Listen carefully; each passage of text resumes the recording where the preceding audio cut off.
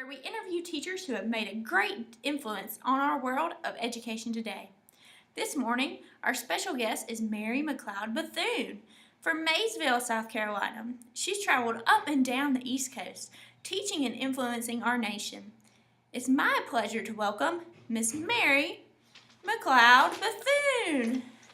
Well, good morning. How are you today, ma'am? I'm doing well, thank you. I truly appreciate you visiting with us today. It is my pleasure. I always love telling others the story of my life. This morning, I look forward to you sharing with us some of the important areas of your life. First, I would like to know why you chose to become a teacher instead of pursuing your dream as a missionary in Africa. Well, it was my dream to become a missionary in Africa for the longest time. But the Lord showed me through the closing of some doors that I can be a missionary right here in the South. The students I teach are my mission field. Very nice. Also related to your faith, why did you choose to incorporate Christian education into the curriculum at Haynes Normal and Industrial Institute? Well, my faith has always been important to me ever since I was a young girl. So I wanted to instill my faith into other young girls as well. I believe it is the utmost importance to live like God would have us to live. I also agree that's very important to teach Christian values. Speaking of your classroom, how did you manage to grow it from only 6 students in the beginning to 30 students by the end of 1 year? That's a very large change in size.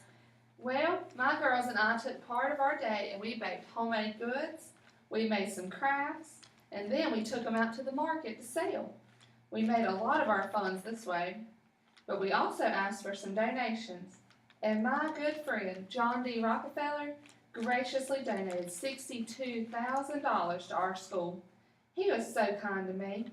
The money helped me to expand my school so I could teach even more young ladies. So tell me, if you could go back in time and change one thing in your life, what would it be? Would it be to spend more time with your family? Yes, honey, I think it would be. You see, my husband didn't quite understand my passion for my students, but I also didn't spend so much time with him as I should have. I would change that if I could. So how did your experience with education influence your political involvement? I've always been interested in politics. I saw how they affected everything we did as citizens in the United States. They gave us our rights. However, I saw that education could truly influence these rights that African Americans received. So I taught my students to read and to write, and then we fought for their right to vote. They deserve the same chances as everyone else.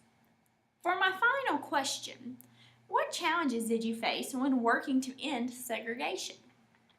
To be honest, most people didn't quite care for the people of my race.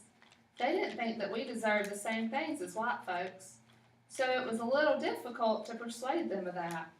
But I gained many of my white friends who were able to help me influence the views of segregation, and soon we African Americans were able to read, write, vote, and do everything else that the white folks could do. Well, thank you so very much for talking with us today. Your influence on our nation is truly remarkable. Well, thank you, sweetie. I am so glad I was able to share some of my story with you. Thank you for having me.